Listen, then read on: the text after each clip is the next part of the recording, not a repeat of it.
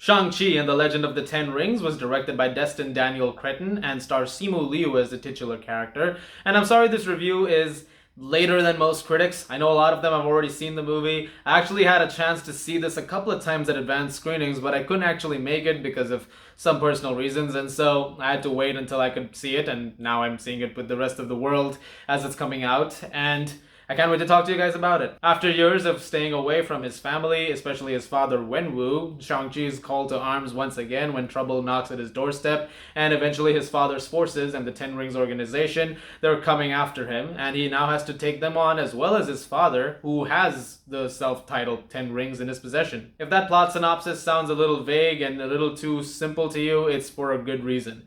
Because I actually did not see any of the marketing going into this movie. I think I saw the one teaser trailer, the very first one, but beyond that, I tried to avoid everything else. And I wanted to go into this as blind as possible and know nothing about it. And I want to give a big shout out to everybody who I know who has seen it, whether it be critics or friends, because till now, I didn't get a single spoiler. And I'm going to do the same for you guys, and I hope that you guys go into this as blind as possible as well, because there's a lot of surprises in this movie. Unlike Black Widow, which got a hybrid release in theaters and on Disney Plus with Premiere Access, this movie is exclusively in theaters. So if you want to go check it out, you'll have to go to a theater, which I did. And I loved this movie.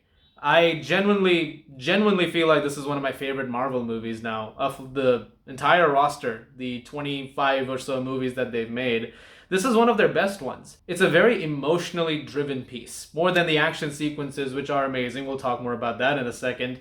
But more so than anything, this is about characters, and it is focusing more on building dynamics rather than rushing from one scene to another in trying to establish a greater connection to the Marvel Cinematic Universe. Granted, there are moments in this which do establish said connections, and you'll see little things here and there in some characters show up who you may have seen in the trailers, who will connect to that larger picture of the movies that have come before.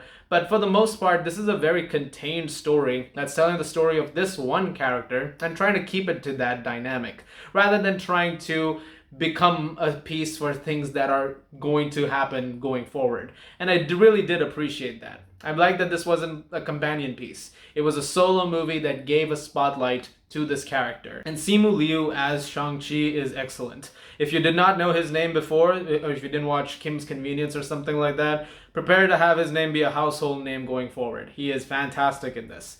And the stuff that he does, especially in the action sequences in terms of martial arts, is really incredible. But I also want to give a big shout out to Tony Leung Chiu-wai, who plays Wenwu. He is excellent as well. Both of them do a really great job, and it's going to be hard for people walking out of the theater to sort of compare the performances and like which one was the better one, because they're both really great in this. I really think this is one of the better villain pieces though, because you get a lot of depth to him, which makes you sort of sympathize with him.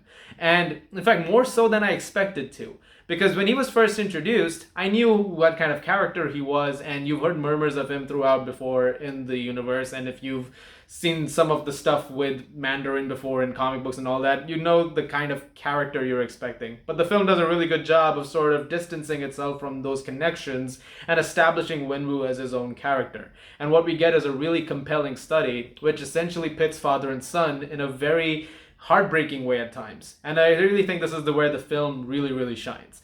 And that dynamic is extended throughout the entire movie. So in certain moments, certain scenes hit a lot more because they've done such a good job of establishing that world. The writing is really good in that, as a result of that. And so there's a lot of spaces between the action sequences, which are also written really well. Speaking of those action sequences, let's finally talk about those. They are some of the best in the MCU. Brad Allen, who was a fight coordinator on this movie, may rest in peace, and a very famous one in that. He's done an amazing job here in choreographing certain sequences. The opening of this movie, there's a moment on a bus, which has been talked about quite a bit. That entire scene is excellent. And that extends throughout the entire movie. There's a particularly really good fight between Shang-Chi and the Death Dealer, and I thought that was beautiful. It's not only beautifully shot, but the choreography and the movements are impeccable. This is some of the best, like I said, that I've seen in the entire Marvel Cinematic Universe thus far. The soundtrack is really great as well. Not only is it a great score by Joel P. West, continuing the tradition of some really great music coming from Marvel these days, which is really great to see and hear. And it also has a compilation album with other songs, and that's also really, really great. I can't wait to listen to that album over the weekend, or even as I'm compiling this review that you're about to see on your screens or are watching right now. But something else that this movie does, which I think is going to be made particular note of, is the representation in Asian culture. Much like Black Panther did for Black culture, it's going to be a beacon for a lot of Asians who are watching this movie. And I'm excited to hear the conversations that come out from the Asian community about that. When I said earlier that the film distances itself from things regarding the Mandarin in the comics, I didn't just mean so in terms of establishing an original story for Wenwu. I also meant in terms of the way the character was in the comics, or trying to basically remove any kind of stereotypes or appropriation that may have existed in the past before. That may not sound like much to some viewers, but it means a lot to Asians who are watching this movie. I also really liked Awkwafina in this movie, and I really liked the fact that she wasn't just comic relief. When she was first cast in the movie, I was kind of worried about that's exactly what she'd be reduced to. And she wasn't. She actually has a lot to do in the movie, which I was really impressed by. She actually is involved in a lot of the action sequences, especially towards the third act, which was really, really cool. And I also really liked, and I'm sorry if I butchered this name in any way, but Meng'er Zhang, she plays Shang-Chi's sister. She was also really, really good in the movie. A lot of depth to her character, and she adds an emotional depth to it, which was really, really quite something. I mean, really, the film's best parts are those character-driven moments, and thank God there's a lot of them. And they really do a good job with those. Because when it comes to some of the bigger CGI action-driven spectacles, sometimes I feel like those were the less awesome parts of the film. They were fun, don't get me wrong, but towards the third act, a lot is going on, and sometimes you can just be so swept up in all the visuals of it that sometimes you're thinking, can we go back to the more personal stuff? Because there's a lot of moments during that third act, which I was like, oh, I wish this is the thing we focused on more during this entire part of the film and not this part of it. I'm not going to go into spoilers, but of course there is a gigantic finale involved in this, but it handles it pretty well for the most part. It is still very much driven by character decisions and their development that they've got over the movie. If this review is vague, I'm purposefully keeping it vague. I do want to actually talk about one other thing, which is the cinematography. Bill Pope's work is excellent. He does a really, really good job in shooting some of these sequences. The use of colors is also really, really good. And I think the trailers did a disservice here, whether it be the way they were uploaded on YouTube or something like that, because everything looked a lot more dulled down in the versions that I saw online.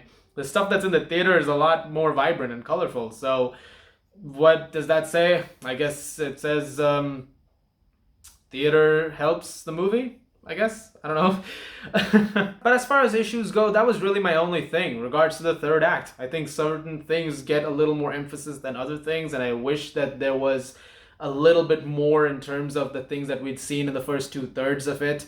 But aside from that, I can't really think of any other major issues. Can it sometimes feel a little constrained with the MCU tie-ins?